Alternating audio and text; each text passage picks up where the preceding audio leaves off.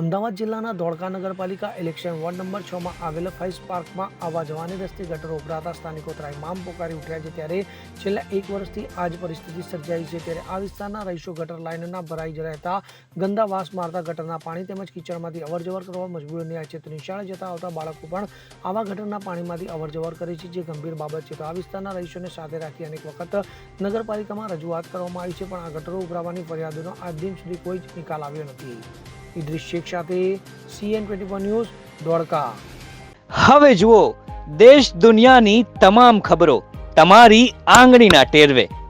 ઉઠાવો મોબાઈલ અને Google Play Store પરથી ડાઉનલોડ કરો અમારી CN24 ન્યૂઝ મોબાઈલ એપ।